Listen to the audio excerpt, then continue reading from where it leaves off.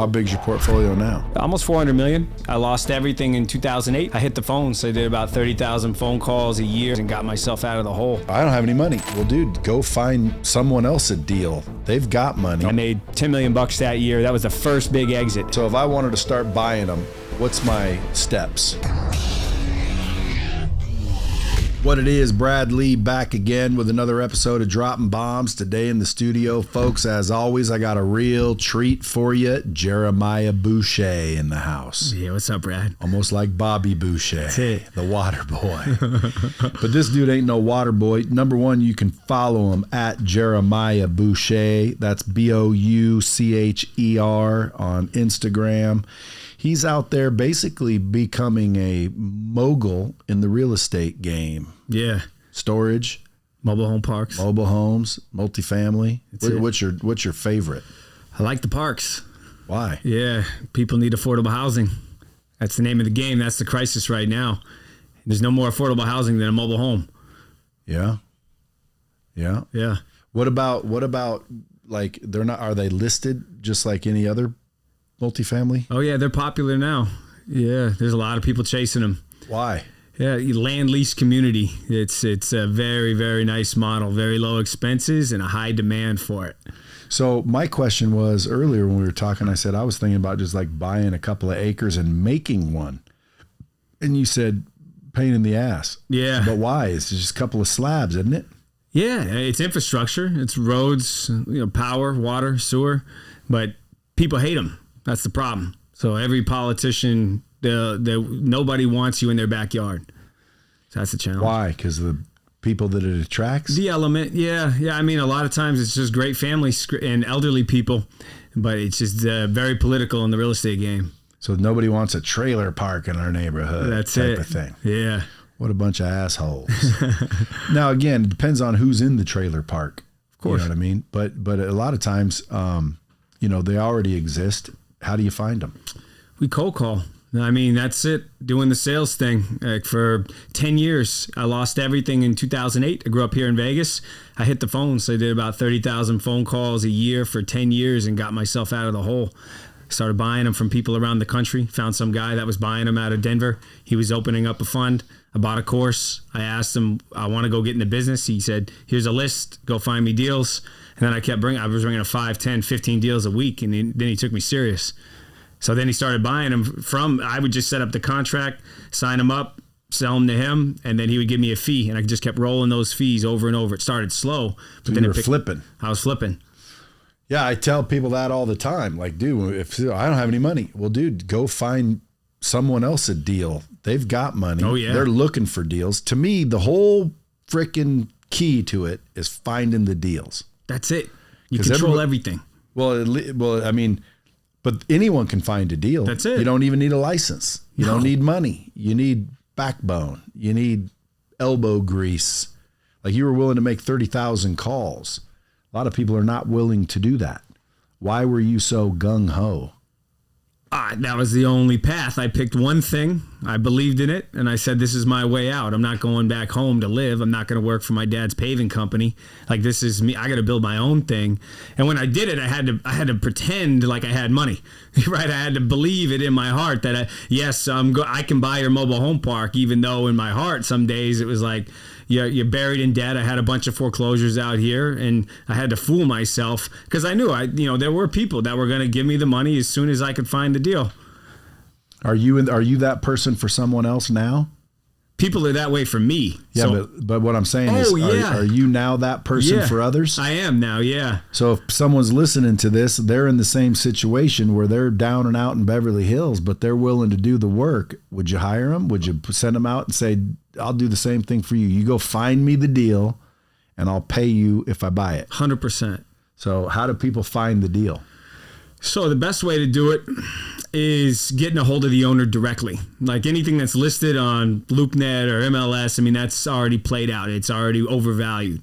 So getting a list is not that hard. I mean, there's a million list brokers. I'm happy to talk to people if they want a list, and you go out there and you hit the phones, you talk to the owners and build a relationship.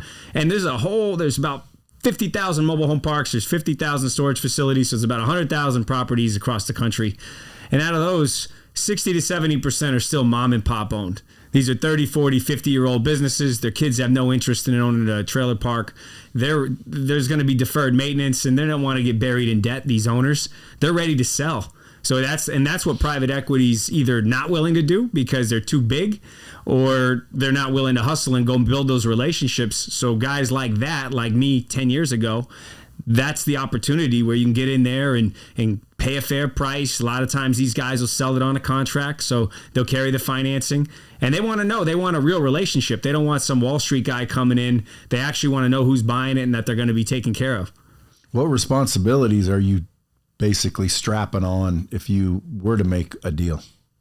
What responsibilities? Yeah, like now all of a sudden, are you fixing freaking toilets and doing all this shit? Or like if I bought a mobile home park, am I now the one they call every time something goes wrong? Or do I install property managers? Yeah, the best thing to do is buy a park where you don't own any of the homes.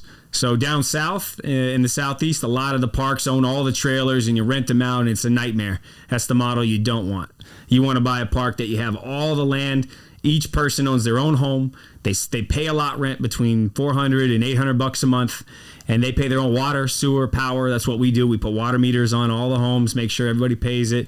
And then we put a manager in place. There's not a lot of good third-party managers to come in there. So yeah, you got to get hands-on a little bit. But from that point, you got a lot of leverage where the people they have decent home, they got decent cars, and they're going to pay their rent because they don't want to get their home lost. What happens if they don't pay their rent? You slap a lien on it, and then you can take the home. You can literally take their house? What if the bank owns it? Yeah, sometimes they have debt. But literally, most of them they're owned over 20 years, 15, 20, 30 years. They own them outright.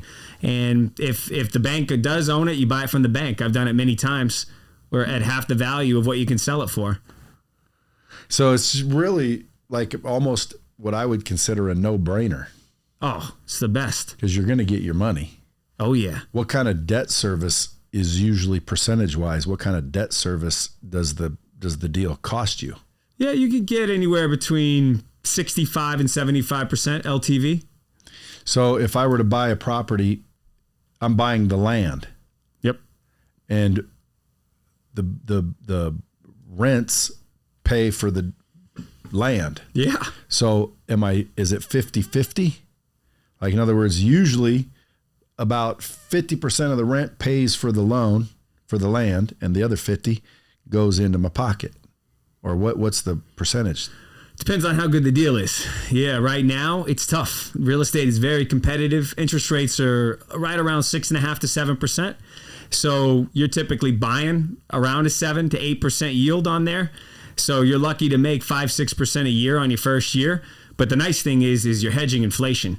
So every year you're raising the rents $30, $35, $40. Doesn't seem like a lot, but over time, now you're getting 7%, 8%, 10%, 12% return. Is it a long-term play? Long-term play, yeah. I mean, unless you're out there hustling and you find a deal that is real mismanaged, you can't make $1 million or a couple $1 million right out of the gate.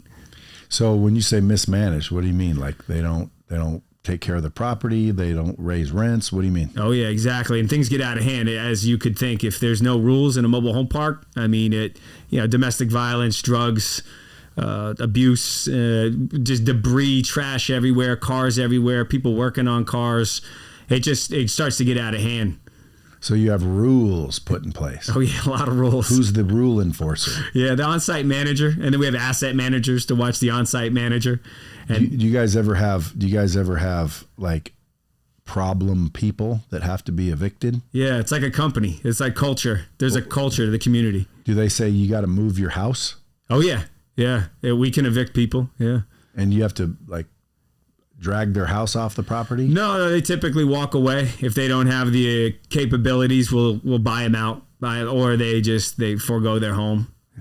And then you own the home. Then we own the home, yeah. And you have a lot of those? I like buying them new. Now I've just been tearing them down. Like here I had 300 units in Vegas, and I bought 30, 40 mobile homes up in Idaho, moved them in here, and sold some of them. Section 8 rented some of them, and it worked out really well. How do you like Section 8? I like getting the check. It's consistent, ain't it? Yeah, I mean, it's right from the county. What don't you like? The element there, it's the pride of ownership's not there. So they'll definitely, some of the tenants are great. Other tenants will beat the hell out of the home. Well, you would think that the Section 8 would be smarter, because if they fuck around and the tenant, reports, then they're not qualified for Section 8 That's anymore. it, yeah. You would think they'd have like better people in Section 8. Majority they don't are. want to get booted. Yeah, they do the inspections each year. Yeah, no, majority's good. So out of all the properties that are out there, and you say, there's 50,000, that doesn't sound like very many. It's more than all the fast food chains combined. Really? Yeah. So there's plenty is what you're saying. Yeah. So if I wanted to start buying them, what's my steps? Number one, find a deal. See, in all these real estate things that I always talk to people about, it always boils back down to finding the deal. Always. And what I keep trying to tell people is, because everyone wants to get into real estate, but they don't have any money. I'm about to get into it. They're like, yeah, but you got money. It's like, dude, it's not about money. I think there's a million people with money. It's where's the deal? Yes. Because right now I would buy one, but where's the deal? Yeah. So all I need is a deal. So people could just literally flood my DMs with, hey, I have a deal for you right now. Well, again, I'm not going to go buy some retail bullshit that's been on the market and can't sell and it's got environmental issues and bad tenants. Like, I want the deals that have to be found. In other words, they're not listed. You got to knock on the door and find Jerry that's had the thing for 31 years and he's tired of it and he's willing to let her go. Yep. Well, that's who I want to talk to. Oh, yeah. And then all of a sudden you go in there, you structure a nice little deal and boom, you're in business. That's it. But finding the deal had to take place. Yeah. Because I'm not looking. And I would imagine there's a lot of people with money. They're not really willing to look either. Because I wouldn't make 30,000 calls. No. You were willing to. Oh, yeah. But now that you're in a different position, you just have a bunch of people bringing you deals. I got my own guys. They're hustling, making calls. Are you making calls? No, I'm not doing. Well, I mean, once in a while I'll go in there and we do the training together, and we'll go together and script it out, and they see what works and doesn't work. So are you always hiring people willing to make calls? Yeah. So folks, how do they get a hold of you? What's your website? Yeah, patriotholdings.com. Yeah, come in, call us, email us. We'd love to look at you and give you an opportunity. There's a lot of deals out there. And don't be embarrassing me if you came from dropping bombs. I wrote a book too. It's called Finding Your Edge, How to Win at the Game of Commercial Real Estate.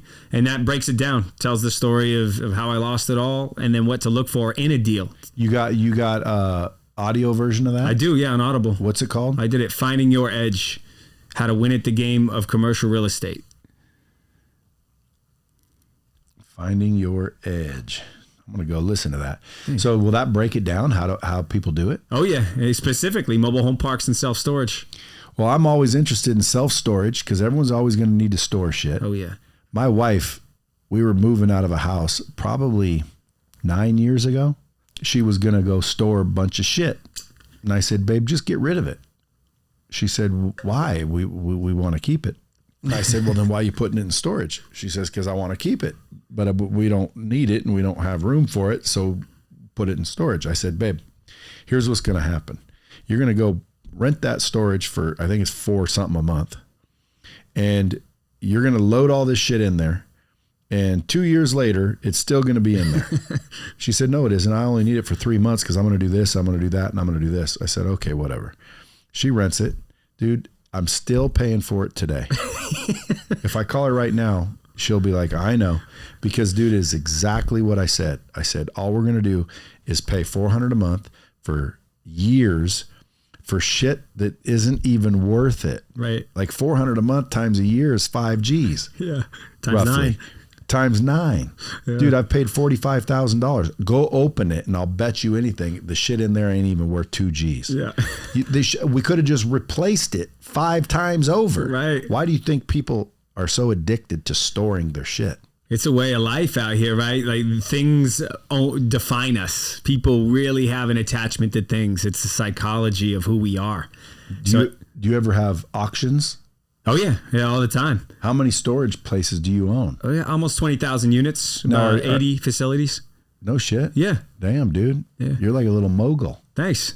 So do you have any local? No, they're all in the Northeast. Well, how do I get on a list to where when people aren't paying their shit and you can get into them, like Storage Wars? Yeah. Like I've always wanted to go in there too. Yeah. Just and if there's nothing in there, I'll just throw you an extra couple hundred to toss it. But it's almost like gambling. It is. Like, dude, what's in there? And by the way, like they open the doors. You're not allowed to like sift, but you can just look. That's right. You see a motorcycle, you see shit. Yeah. Dude, a million people don't show up for those things. No, it's Storage Treasures. If anyone wants to bid on things, storagetreasures.com. Is that what yours is? Yeah, that's where we put it on. It's a third-party website, and we just cut the lock, take a picture of it, and then there's dates when things happen. Storage Treasures? Yeah. How do you register as a bidder? You just put in your email. Yeah. That's it? That's it. And then they have these monthly auctions or bi-weekly. Well, how do I get in before everybody else gets in? Is that legal? No, it's an auction. So I can't like make a deal with you and get first dibs? No, we have to make the deal with the tenant. So we tell them either you take out your stuff or pay us a discounted fee and then get it out. So if they're allowed to take out their stuff, well, then how do people... No, I'm saying before the auction. We're saying we're going to go to auction. Yeah, but what if I don't pay my bill? Yeah, then it's going to go to auction. I know, but you said you take out my stuff. I'll take out my stuff. I just can't pay the bill. Oh, it depends. It depends on how much they owe us. We may, just for the sake of getting it out of there, sometimes they don't even auction off, and we're stuck with a bunch of people's stuff. Garbage? Garbage. It's always garbage. It's not always garbage. Not always. I got a kayak and a mountain bike. I think those are the two best things. Otherwise, it would be called storagegarbage.com.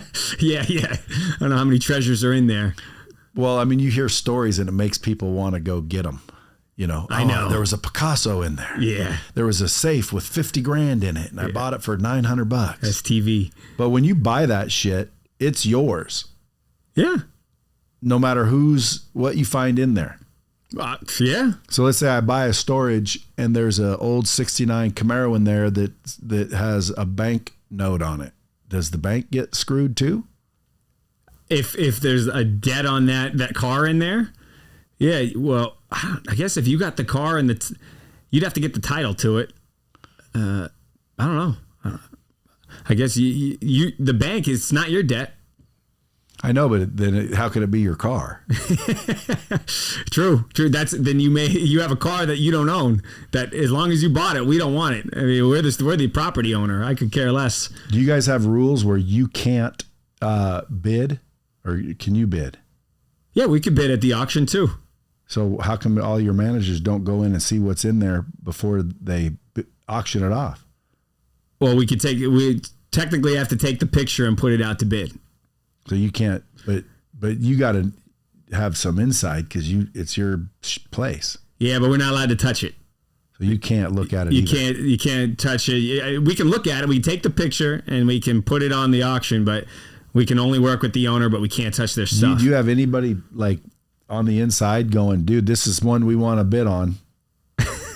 I mean, with 20,000 units, no. I want to scale. I just want a system where get your stuff out of there and let's rent the unit. Because every day that someone's not paying is a day that I'm not collecting rent. So you're all about the cash flow on the property. That's in scalability. You know. How come you don't build new ones? We do. Yeah. Oh, you build new ones too? Yeah. Built about 25 of them. So you'll either buy them or build them. Correct. Now again, folks, these kind of episodes are opportunities if you're paying attention. Because number one, this dude will buy your shit if you want to sell it. Yeah. Number two, he just told you where to go find auction sites to bid on. Like, dude, I want to go. I got to see the picture, but like, dude, what if you see like furniture or, there's got to be like almost wholesalers out there that, is Storage Wars bullshit? Pretty much.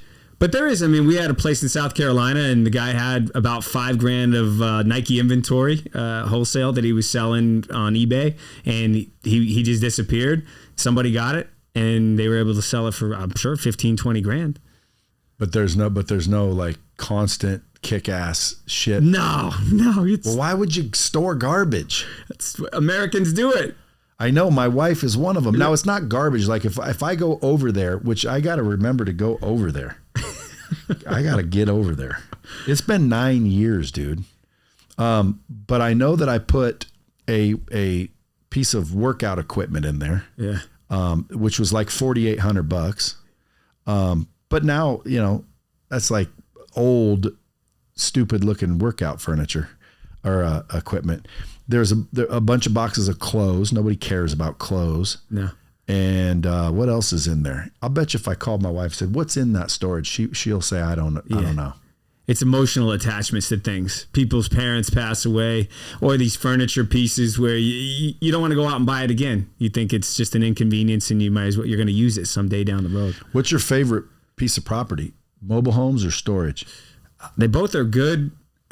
Overall, though, a big, nice mobile home park, that's a cash cow right there, because no competition. I love storage because the capital expenditures, the expenses are so low. If you get a big enough storage, it's a metal building, metal roof, asphalt. There's nothing to it. And it's just very, very few people even go to their storage unit. But the mobile home parks, that's where you have that affordable housing that people are committed to paying the rent. And that just prints cash over year after year, and there's no new competition. Like I was telling you, there's no one building new ones. Very rare. Because they can't? It's the cost. The cost and the zoning is they can't. And it's a whole nother business because you're building infrastructure, building 100 pads, but then you're also have a home sales business. So you got to fill it. People aren't going down to Boulder Highway anymore and buying a mobile home here and then putting it on a lot.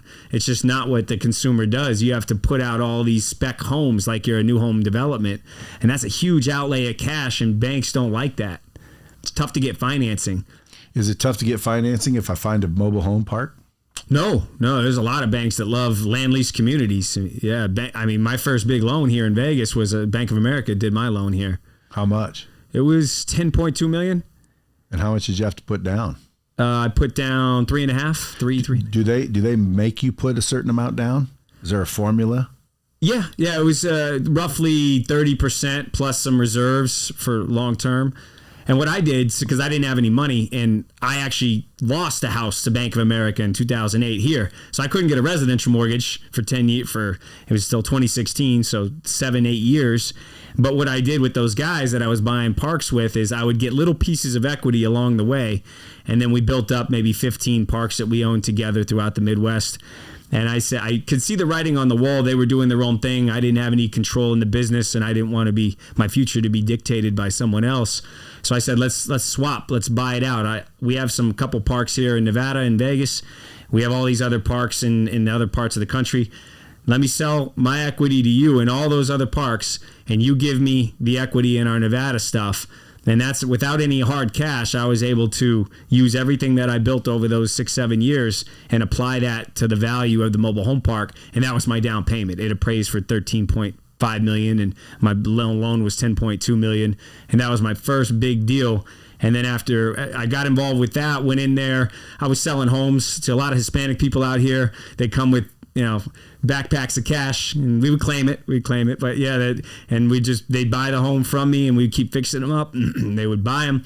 And then I finally got it to a point where I was ready to sell it. And then my manager was just pretty much walked away. She knew I was selling the asset.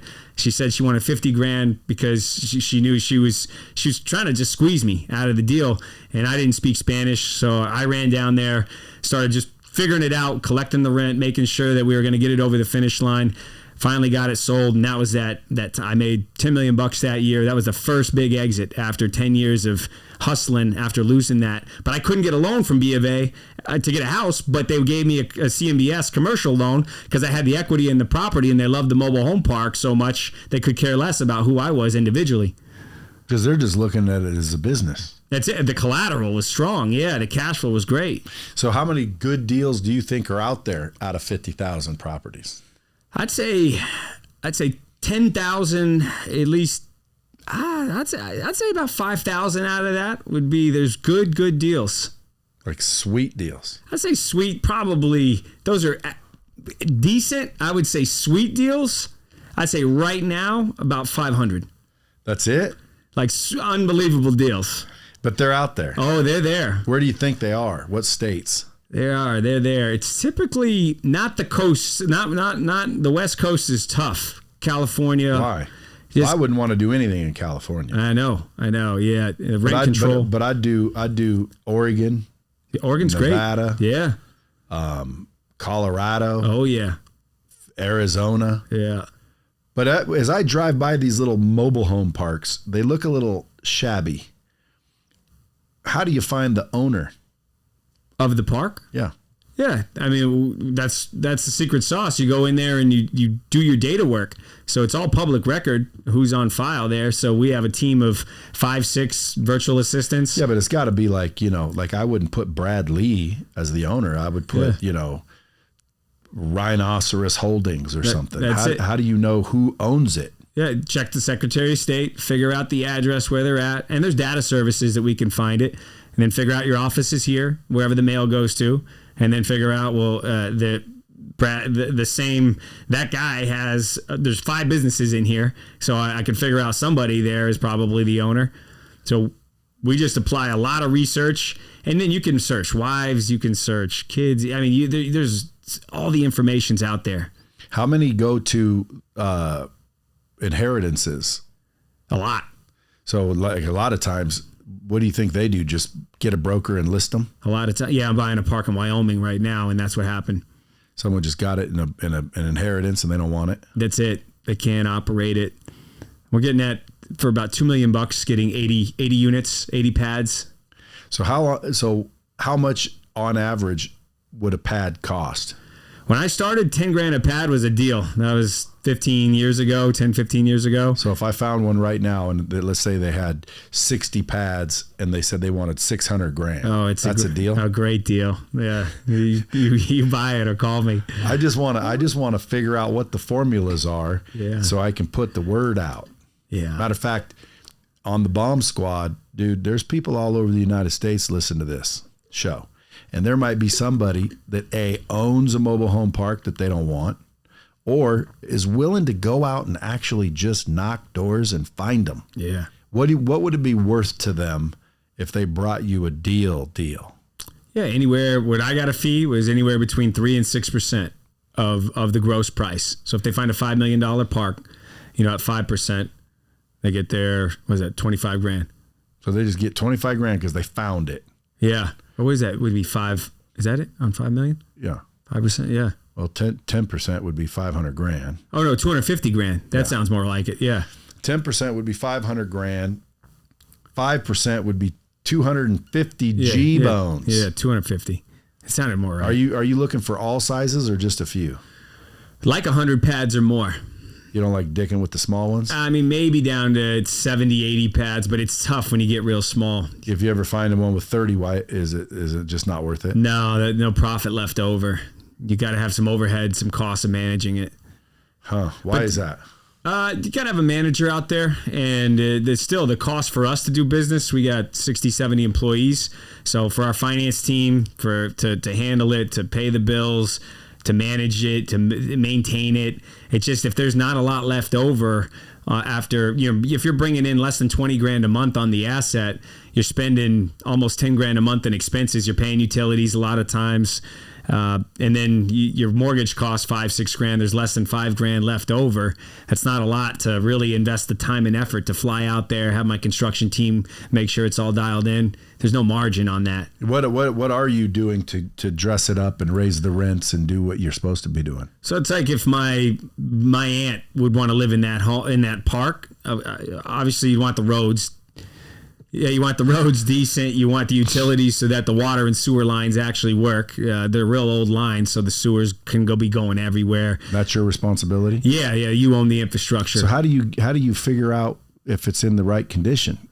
Yeah, you can camera lines. You hire a plumbing crew. There's and then American Water leak detection. They'll test the water, make sure that the water's not leaking everywhere. It gets real expensive. Lighting, making sure all the lighting is nice. Then curb appeal, fencing, landscaping, put in a playground, barbecue pit, dog park. Try to create some amenities because they're communities. People live there, 2, 3, 4 generations of people in the same community, so they all know each other. And then it's trying to get out the bad eggs, and it really creates a better feel. People thank us for it, and then once that happens, put in brand new homes and then start attracting quality people into the community. How do you evict the bad elements? So it's either they're not following the rules and you got to go through that process, or for lack of paying rent, or you can refuse. You can refuse to take their rent. So you can just walk in and say, hey, we don't want you here. For the most part, yeah. Yeah, it depends on what state. Some states are a little tougher than others. But there might be communities of parks that say, hey, if those guys were gone, I'd be willing to pay $10 more a month, $20 more a month. And a lot of people think $20, big deal. Yeah, but times 100, that automatically raises the value of the property. Oh, yeah. Yeah. You don't have to raise it that much. No, because there's no additional expense. Your margin goes up that much more. Your expenses are pretty fixed. And what does it take to put in a dog park? A fence? Yeah. Some grass? Yeah. Some turf? Yeah. Yeah. I would imagine lighting is important. Nobody wants to live in a dark, dimly lit, dangerous mobile home park. That's it. And then when you say fence, do you ever have to do security? It's cost prohibitive. Not too much. Really, the tenants, if you have a good manager on site, the tenants will be their own security. Once they know someone's watching it and you send the police out there quickly, they'll call us. And you have on-site property managers? Ideally, yeah. What if you don't have anyone that's willing to do it? Well, we have someone live there and give them free rent. So even if they're not collecting the rents, they're kind of the caretaker. So if there's a sewer leak or water leak or some issues, they'll call us. What kind of issues are there? Oh, a lot of domestic violence at times, drugs when you get in there. Yeah. I thought you said they were all good communities. No, when you buy them, you got to do some work to turn them around. And elderly communities are a little different, and there's a lot of range of quality. There's a very, very low quality, and there's really high quality. Do you think it's the property manager or the owner's fault that those elements are in there because someone didn't really care too much about who was renting? Yeah. Yeah, it's just like a company. You get what you tolerate. So if you allow that to tolerate, then the community itself starts to breed the idea that that's okay. And then more people keep going in there. And then other good people are afraid to be there. They don't want their kids there. I mean, I had one park in Iowa that had 10 sex offenders. It was one of the main areas where it wasn't near a school, a library, or a public park. And I didn't know this. This was when I first started out, and this guy sold it to me as a good deal, gave me most of the financing. I got into it for 20, 30 grand, and then I realized what I inherited, and it was a nightmare. Well, why didn't you just go tell the sex offenders that their rent's double? Can you do that? Well, no. Yeah, you can't discriminate between... You can't discriminate against a sex offender? No. See, that should be against the law. Yeah. You should be able to. It was tough. Like if you're a sex offender... Yeah. I don't want you in my neighborhood. I know. It was tough. So at the end of the day, dude, you pay double if you want to stay here. Well, we were very, very stringent on them with the rules and with if they did not pay. Did you put in a playground? It had one, but luckily nothing happened. Everything was good. We had a good manager there. Everything was safe, and I turned it around. But it was a nightmare. It was tough park to run. You want to sell it? I sold it years ago. Oh, you'll sell those troubled properties? Oh, yeah. I mean, when I was building up this portfolio, I was buying and selling every 2 to 5 years. How big's your portfolio now? Almost 400 million. Dang. Yeah. If you dumped it all, how much of that is equity? Yeah, and investors get anywhere between half and 70%.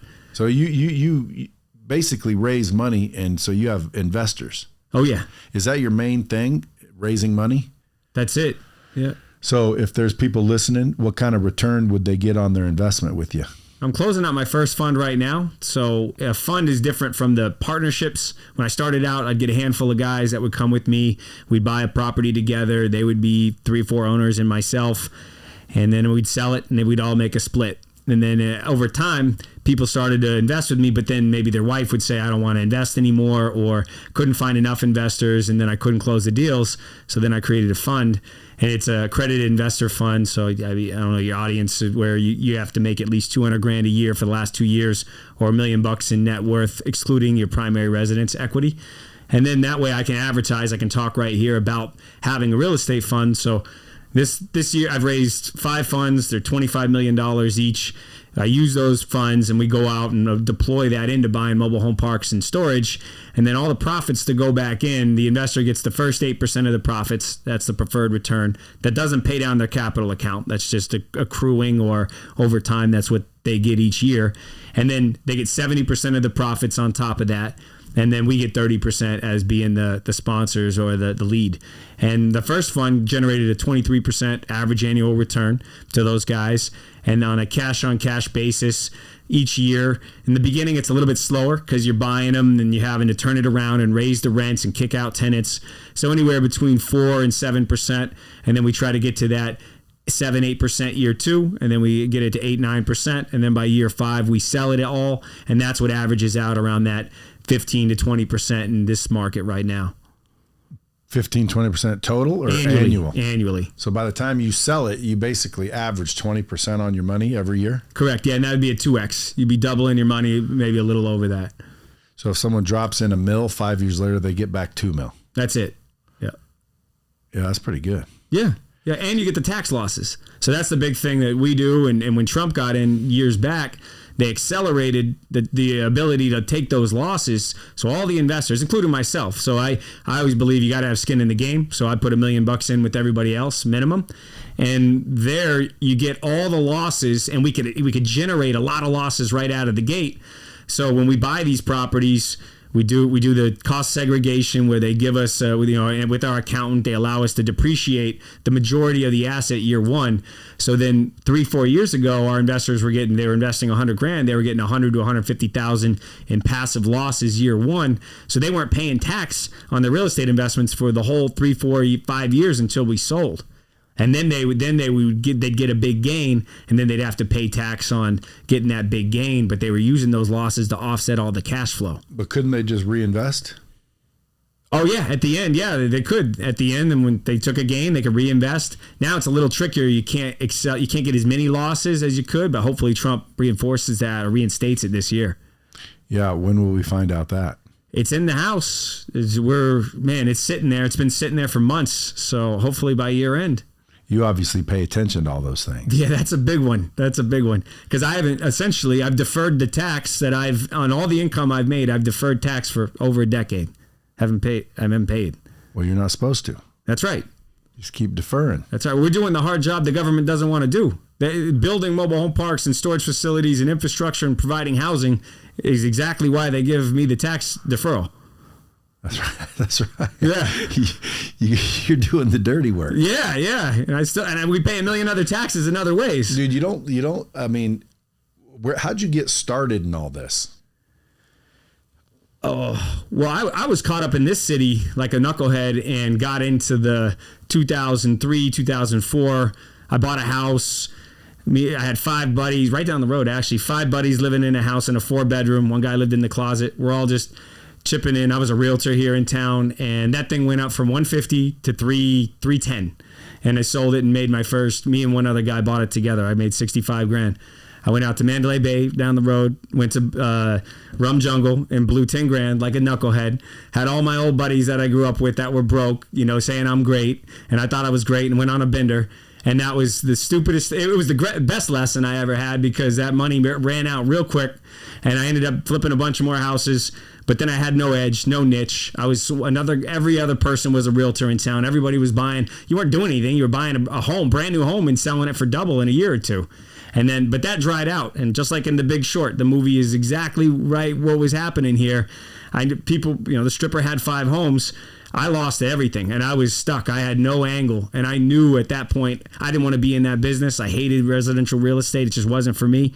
And I found this mobile home park course online, and I'm like, man, you own the land, and you can get the owner to finance you. I don't even need, because I can't get a loan anymore.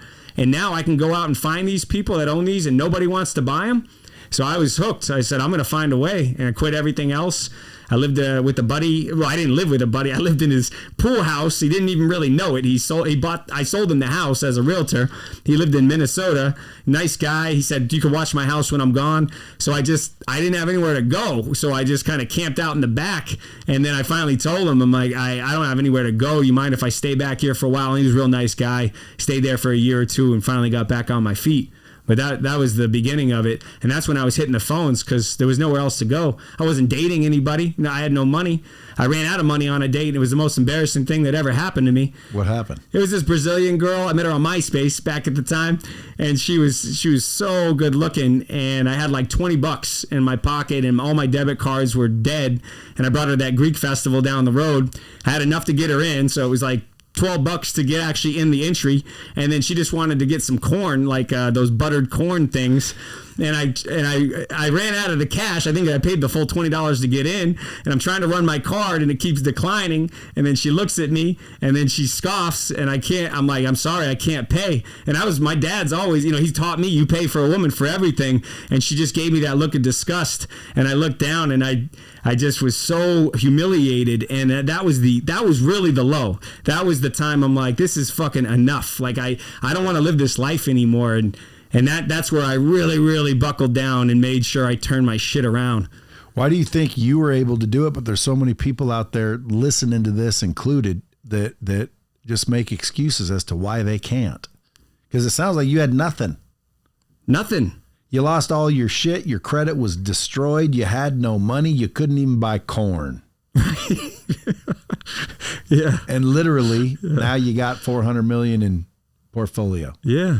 So what happened? Like why? I know what happened, but I mean, like what do you think makes you different than everybody listening that wants to, they just make excuses? For me, I just picked one option. I said, I'm going to stick with this one thing, and I don't care what everyone else is doing. Whatever, that's great. I'm going to do this one thing, and there's no backup plan. There wasn't like I'm going to go work construction for my dad. Like that didn't work. How much was the course? Oh, it was less than $1,000, maybe $1,000. What if someone tells you right now, oh, that's a scam? Let him less competition. I mean, it was the best thing I ever happened. There's a lot of people that think all the courses online are scams. I try to tell people they're not scams.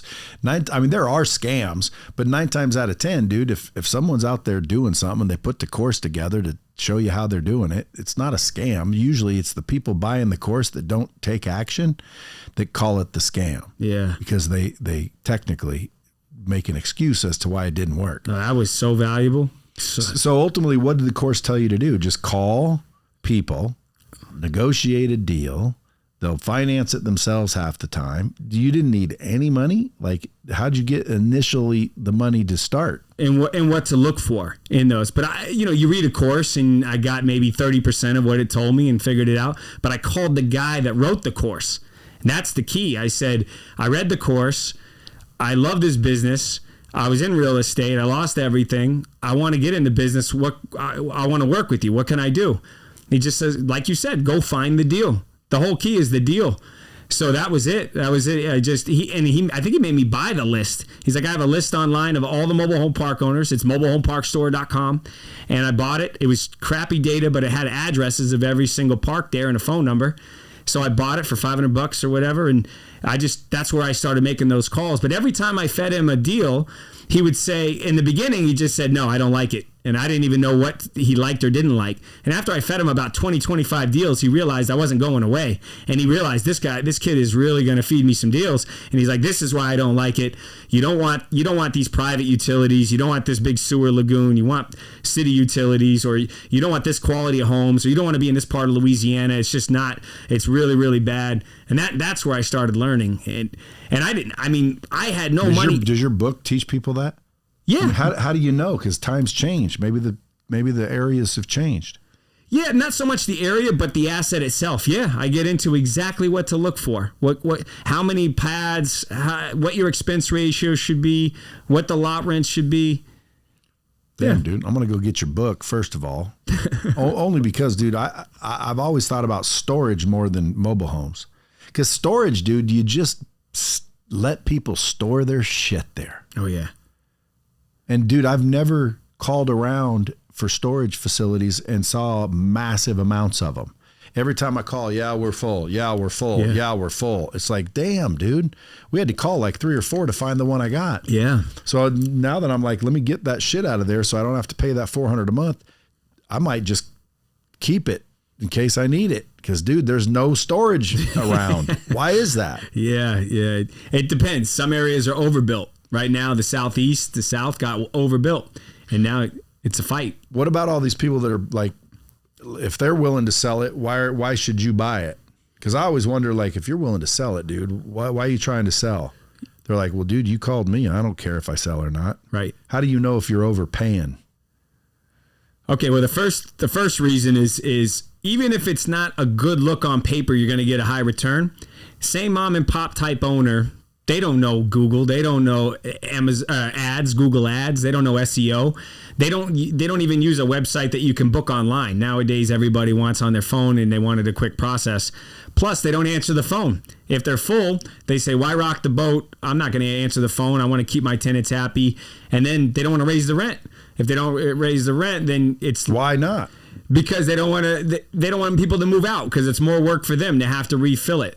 So it's like the hospitality model with Expedia. Now the big public companies like Extra Space are friends of mine out of Salt Lake, biggest storage company in the world. They got 18 guys that are pricing storage units that are from MIT. And every time they get a vacancy, they want to dynamically price it so it's exactly where they need to hook someone to get them in and then raise that rent enough where, just like your wife, they never leave. They just get them in the door, get them at a good price, and then keep raising the rent slowly but surely. I don't think they've ever raised my rent. Typically they do. Like most storages, that's the model. Well, they don't get my permission, I can tell you that. It's built into the lease, so they just give you a notice. We give a notice. You don't have to get permission. Oh. Yeah. Yeah, I may be. I don't know. I don't even look. But I know that it whacks me. And I just gave them a credit card, and so it just whacks the card. But I got to get into something, dude, because I got to start building a portfolio. Yeah. I almost want to tell everyone to call me with your property, but that would be doing them a disservice, because if they call me and DM me, I got one out in Tennessee, I'll be like, yeah, well, I won't do anything. You guys want to call Jeremiah direct, or just DM him direct at Jeremiah Boucher, Boucher. Let them know you came from the Bomb Squad. You get enough people sending you real good deals, dude, send me a freaking Christmas basket or something. We'll talk a lot more. Because this podcast has a lot of reach, and I always think like, man, I got to get into that. Why? Because, dude, I can have people send me deals. Yeah. Why am I having them send them to you? Yeah. And you're going to get some, I guarantee you. You're going to get people wanting to throw money in. When I first started this podcast, a couple of people came on and they were doing this and that, and I'm like, dude, nobody listening to this podcast has 100 G's. And dude, this son bitch got like 10 or 20 when the episode dropped. I said, damn, dude, like where people getting this money from? Yeah. You know, I thought people were listening to me in order to learn how to make money. I didn't know they actually had it. So over the years, man, now I've got multimillionaires. I have a couple billionaires that listen to this show. Jeez. They've hit me up on the Instagram. They're legitimate billionaires, dude. They say, fucking, I always listen to your show. Yeah. So, dude, you got billionaires listening. You got freaking brand new people wanting to be entrepreneurs. You got some people wanting to be, your deal finder. Mm-hmm. So you're probably going to get hit up by all kinds of people. Yeah. You'll probably raise some money. I know you'll find people that are willing to find deals, because I get hit up from people after guests like you's on, and they're telling me, hey, I got a, and I'm like, dude, it's not me. It's this guy. And so they start hitting up that guy. But I love those guys. They're young and hungry. Yeah. I know. And not only that, but like, dude, it's how you started. Yeah. Like, you were broke, no credit, no nothing, and you didn't make excuses. You freaking took a course. You called the guy and said, what do I got to do? He said, here's a list. Go make some calls. You made thousands of calls. Most people won't do that. Yeah. They'll make excuses, not a call. Yeah. And I think people get so impatient because they want the deal themselves, and they try to hang on to everything right away, where they say, why would I give up that deal when I went and found it? I had to give up almost 100 good deals where I got just a small chip of it along the way, but I learned every time, and then I learned what to do the next time, and I finally built up enough capital to dig myself out of that hole to finally go get my own deals and then raise my own money and prove that I got a track record. I know what I'm doing. But other people, they have a different take on it, and they get greedy right away, but it's just going to stop you from scaling if you really want to be in it for the long haul.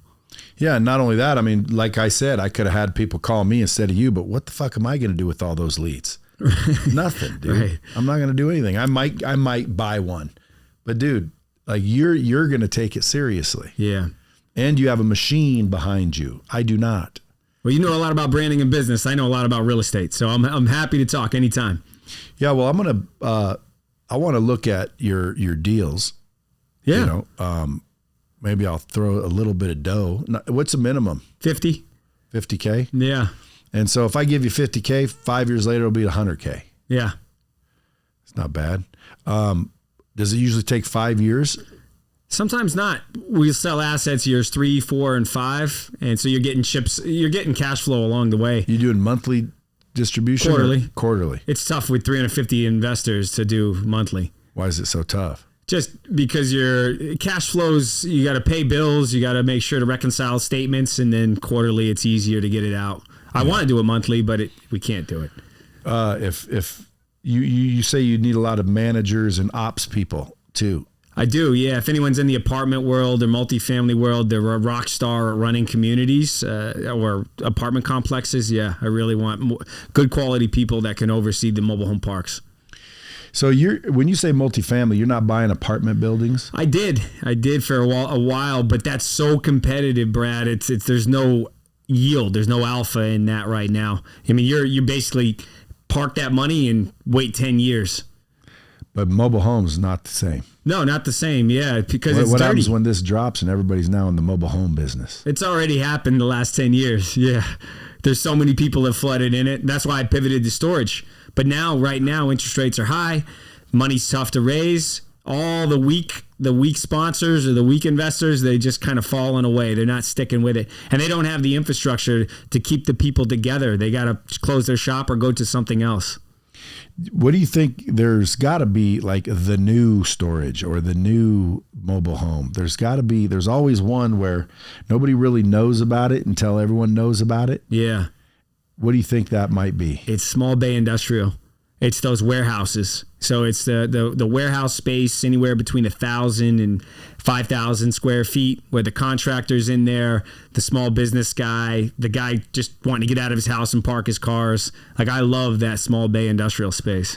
Like, is that what it's called? Small bay industrial? They call it flex as well. Flex. Yeah. Yeah, dude, I agree. I just asked my buddy down in Nashville, is there any flex space down there? Why? Well, dude, exactly what you said. Put some cars, maybe even go in there and dial it in a little bit. Are those being built all over or no? Yeah, we're building a couple. What about man caves? Yeah. Down in Phoenix, where I go down there, and they're building a couple real nice ones there. And because man caves is the same thing. It is same thing. You got a garage door, you got a man door, you got a little office and a bathroom. Sometimes a mezzanine where you got an upstairs. They're real nice. Those sound cheap to build too. Depends on where, but yeah, I mean, ideally, if you can get a metal building going and you get the land isn't crazy to build on, $100 a foot would be nice if you could build it around that. If it's real premium and high end, maybe closer to $150 to $200 if it's all concrete and nice. Would you ever consider selling them or just renting them? Yeah, condoing, it just depends. I mean, if you can condo them out and get, I think in Paradise Valley where they're being built now, they're getting $900 a foot to sell them. You never do warehouse? I've done it all. I built a 150,000 square foot warehouse outside of Boston, and I'm still leasing it up. So it's tough. Because my buddy's in the warehouse game, and dude, he makes a fortune. You got to have big pockets to get in. He didn't have big pockets to get in. Really? Is he buying existing or building? Now he does both. Yeah. But I mean, dude, he's got a shit ton, and he's got a shit ton of money. I bet. And dude, it's like, I go out to it. It's not nice at all. It's like massive, old, rickety tin wall. Oh, I see. Storage. Like, it's 100% storage. Yeah. Like when I went in there was these huge spools of paper or cardboard. And I said, what are these? And there would be trucks coming in, dropping off, let's say 50, and then trucks coming in and picking up 50. And basically it was the cardboard that Domino's uses for pizza box manufacturing. Yeah. So literally they just need a spot to store it for X amount of time. Oh yeah. So his, he says that cardboard right there, you'll never see it. And I said, why? He says, like the cans of Copenhagen that they ship out to all the 7-Elevens and the convenience stores. Yeah. Like they make those boxes from that cardboard, and they're just massive spools of cardboard. Oh yeah. And like crazy shit. Yeah. Like napkins, things that but they go in and out, in and out, in and out. And they're just huge, shabby looking buildings. Yeah, industrial warehouse. Yeah. They're not even nice. No. And he basically lets people store it, but he has no problem finding people that want it. So why do you think it's tough? Well, you need a user. So the tenant occupies typically a big space. So they're 50,000 feet, 100,000 feet. If you don't have that user, you got to buy the property and sustain the cost. So you got to go in until you find a user. Yeah, that's right. And sometimes when markets are shifting, like right now, industrial's down. 3-4 years ago, it was white hot. And yeah, there's always a user, but how cheap can you actually make the rent? And then what's the timing on it? Because these big users don't just occupy space every other day. So that's all. It's just if you can buy it at the right price and sustain. Yeah, a warehouse is amazing. What do you see with office building? And it's tough, real tough. It's hard to redevelop an office building into another use, into multifamily or anything else. Office right now, core markets are great. People love to be in some of the big cities, but they want Class A. And then the majority of people working at home, office isn't doing well at all. But usually that's where the opportunities pop up, is when like shit like that. Yeah, you got to have big balls right now to get into office though. Big. But you don't need big balls to buy a mobile home. No, I mean, it's all relative. But I know, but like I got big balls, but I don't want to freaking get them cut off either. So I know. Like if you were me, would you say, dude, just go put some money in mobile home parks? Well, I mean, think about it. Everyone's got to live in affordable housing. Anyone that can pay $300 to $400 or $500 a month for their rent, I mean that's never going away. And but flex space is the opposite. Like, dude, you just a place to put your cars and boats. No. We get HVAC guys, we get roofing guys, we get pavers, we get every single trades guy rents from us to like build a business out of. Yeah. They got their office, they got their truck in there, they got their supplies that they got to bring out, they got a fleet of parking in the back. No, it's great. Those guys and home services businesses are blowing up. I'm sure you probably had some guys on here. I mean, what they're selling at the garage door installers, and I mean, they're HVAC, huge. roofing. Yeah, roofing. Yeah. All those blue collar trades, believe it or not, gold mine. There's a lot of blue collar millionaires popping up everywhere. And they can't run out of their house. Why? Well, because if you can't have 5 vans in front of your house. Yeah, that's true. Yeah. So where are you heading next? Like, are you just focused and staying in this lane for a while, or you got a pivot you're about to make? No, I'm about to scale. So I want to go big on the next fund, $250 million. I want to really, really scale and get really good at just mobile home parks and just storage. What if you raise it and you can't find any deals? We call the capital. So anyone comes in, they commit. If we can't find, that's right now we got about 30 million in the pipeline. But if for some reason the market shifts, you don't call the capital until you have the deal. So, but once you commit, you got to have it. Yeah, you got to have it. You can't commit, and then when the time comes, you go, oh, sorry, I used it. Yeah, it happens. But yeah, it's not good. How easy is it raising money? A little tricky right now. Yeah, but I'm learning and I'm getting better at it. I've raised about 150 million over my 10 years here or so. Is it ever in one central account? Well, we do funds, $25 million funds at a time. But I mean, you look in the bank, there's 25 million in there. Well, not long. Because who's the fiduciary? So me as the fund manager but what we do is typically we raise the money over a year, and we would raise 5 to 10 million up front, but we'll have 5 to 10 million in deals to go buy. So we never have a cash balance we'll have 2 to 5 million in the bank at any given time, but you'll never really have the 20 or 30 million. Well, what always stops me from putting in money in deals like that is I always think, because you got to wait for the fund to close. And so if I say yes and transfer my 5 million in there and it's 8 months before you deploy it, do I get anything for that? Yeah. Well, for some funds you don't. some funds, it sits in just an interest-bearing account and you don't even get the interest. For us, is the second you invest, the 8% accrual starts building. So we owe you. We're in debt to you right away. And even with my own money, as soon as I invest, I get the first 8% of profits.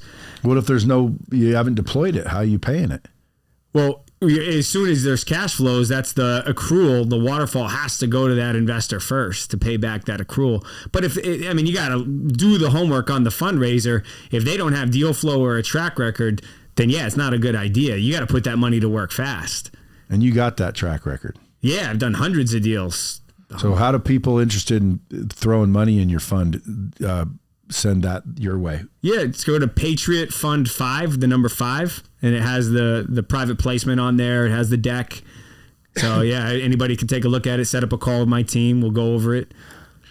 Boom. And this is all yours or just do you have partners? So yeah, I own it. I founded it. Bootstrapped it all the way. I gave away equity to certain key members as I build the team, and the team is excellent. But I had to give up a lot, and they sacrificed on their salaries. They took a discounted salary to take equity long term. So if you liquidated everything, and just said, "Fuck it, I'm done for life." Yeah. How much you think you got built up over the last? How long has it been since 2008? I started 17 years. Yeah, and I got in real estate in 2002 is when I bought my first house. But you were broke in 2008. Yeah, I was. Yeah. So 17 years you've been building. Yeah. If you push the exit button, how much you think you'd walk with? Man, with the peak of the market in 22, I thought I got to the 50 mark, and then now the values are down. So I don't know. Who knows? 30. What's your goal though? It was 50's burned in my mind that. And what are you going to do once you hit that 50? Why do you think that's the golden number? Well, I thought I could get a big exit, and then I would just the way that it would work is a big public company was looking to buy all the storage when the stock price was double and interest rates were half. So I thought I could sell to that stock company. What you could do is you could take the storage assets, sell them all in a big portfolio, and you could take stock instead of getting cash. Right, it's called a 721 exchange, and a lot of companies sell that way, where instead of getting all your money and getting taxed ordinary income on all of that, 37 plus roughly 40-something% plus all the tax losses I have to recapture, I'd be paying 50% in taxes. So I thought this big public company would buy me. I would get a bunch of stock from them, and they pay about a 4 to 5% dividend. So I figured if I sold the majority of the assets in that, I made 5% on my money, so I had $10 million, and then the $40 million I had in stock, paying 5%. It's $2 million a year, and then you got to pay tax on that.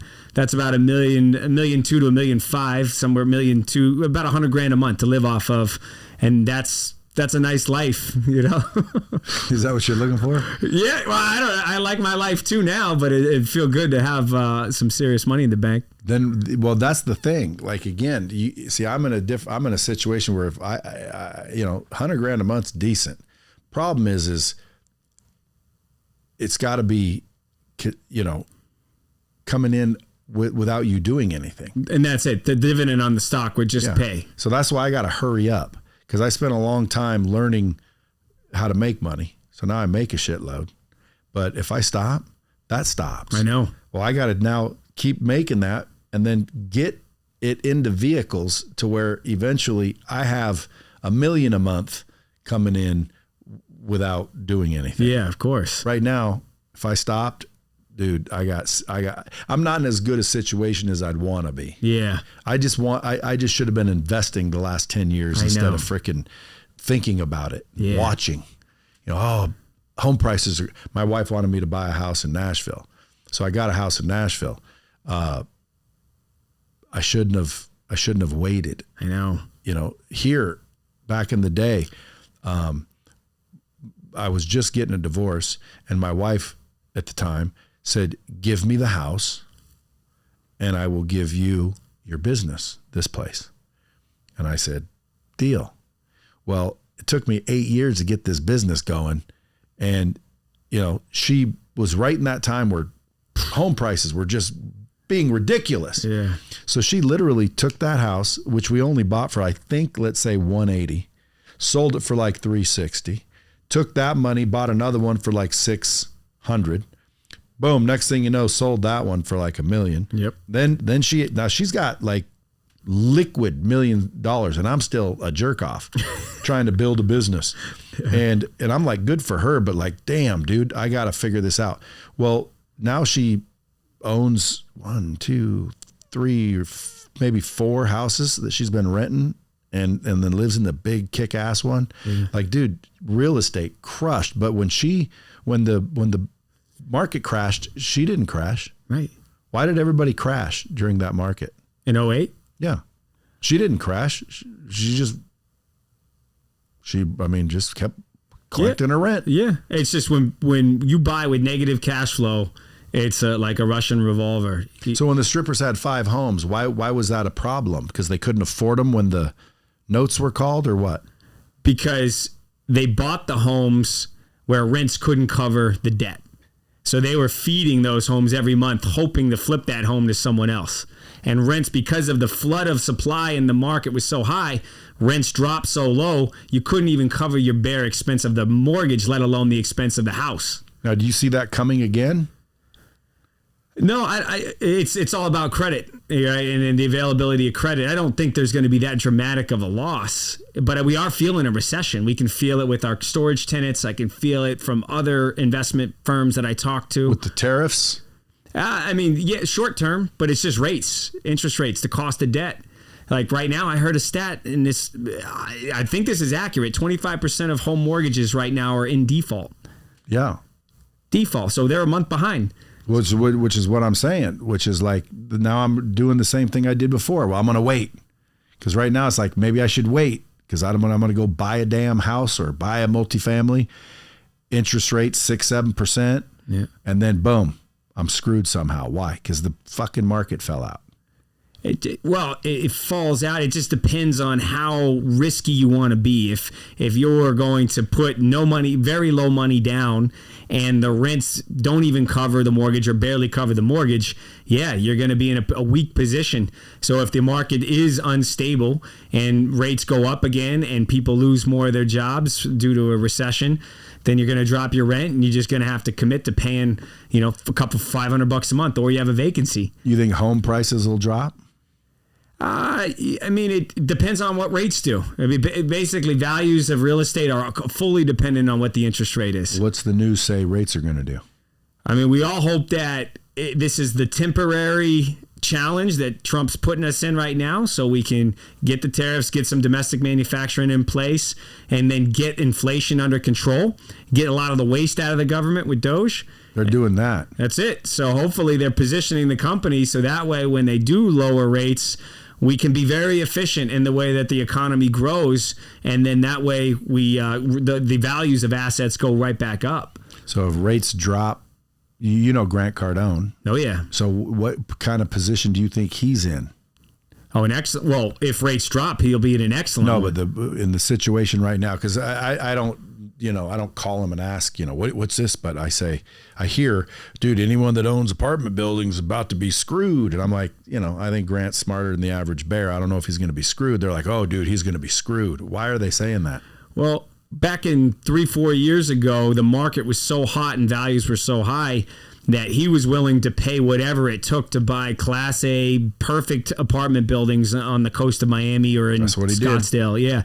So those were yielding anywhere between 3 and 4% return, really low. But the reason he was able to buy those is he could lock in interest rates for 3 years at a 1 or 2 or 2.5% return. And then there was rent growth going on at the time. So he was making a good yield because he was borrowing for a lot less. Well, not a lot less, but less than what he was buying it at. So the problem is that now interest rates, those rate locks, and I don't know exactly what he did, but this is what a lot of guys did, is those rate locks ran out. Because you could spend money right up front with the lender and lock in that rate at a reasonable price. Now you can't do that anymore because that interest-only period of a rate lock is expired, and now you have to go back out and get market interest rates, and they're double of what they were before. So the challenge is rents haven't doubled. After COVID went up, now rents have actually went down post-COVID. So you have to actually go out and generate income on the asset, but you have the price of debt is twice of what you were paying. So that's and no one will buy it because of that too. That's right. That's right. So now you either have to work something out with the bank so they don't take it from you, or the first thing a lot of these big funds and private equity firms is they have to go into their investors and do a capital call and say, we need more money. And then they're going to say, well, what do we get for it? Well, all you get is that we don't lose the asset. And then eventually we'll turn it around. And if they can't do that, then they're stuck. So I think Grant he raises so much money, and the fact that he's in very good markets. I don't know what his debt structure is, but the fact that if you can keep bringing in investors, and as long as you can cover the debt, maybe they're not making a great yield, but at least he's covering the asset. And then, like you said, if you're patient enough, 5-10 years from now, and they get his guys get the tax losses, he'll make it out of it, because how the hell are you going to duplicate a waterfront property in Miami at that time? Because construction costs are going to go up times 2 times. Who knows what rates are doing? Inflation's going to go through the roof, and rents are going to be a lot higher than they are today. But it's all patience, and that's where people get pissed. Is they're not willing to be patient, that they want to make a ton of money right out of the gate with real estate. And the reality right now is you're not walking into a 10% yield. You're not day one when you're investing $1 million and you think you're just going to get a nice, easy passive $100,000. That got figured out 10 years ago, 20 years ago. So all these different funds and investors and partnerships came in and they bought up everything. So, but the fact that you buy it, you set the position, it's a good quality piece of land, a good quality piece of real estate. The thing's not falling apart where you're going to have the whole thing dilapidating and you're going to have to reinvest $1 million to fix it up. And you set that position, let inflation do its job, have long-term nice fixed debt, and as long as people want to keep renting it and people keep moving to that area in some way, shape, or form for industrial, office, retail, or apartments, then it's going to go up. You'll make money over time. How do you get screwed on the mobile homes? What needs to be in place before you start getting screwed on mobile homes? Yeah, the infrastructure. If the water and sewer lines are on their last leg, I mean, that's a big $1 million, $2 million investment that if you didn't allocate for that, you're going to go back to the investors and ask for that money. And luckily, I've never had to do that, but I've had. Because you're checking. What's that? You're checking these things? Yeah, and sometimes I've even made mistakes and personally put up a lot of money to make sure that they're fixed and we get it turned around. You just hold it longer. That's it. Folks, you guys want to learn this shit, you go to findingyouredge.com. Oh, no, just that's the book on Amazon. Yeah, that's where you learn it. Yeah. Findingyouredge.com. Get the book. Well, I don't have the .com. I wish I did. Oh. Well, Finding Your Edge is the book. Yeah, it is the book. On Audible or Amazon or wherever you find books. PatriotHoldings.com is his website. At Jeremiah Boucher is his social media. But if you want to raise or if you want to invest some money and go look at the prospectus, you go to PatriotFund5.com.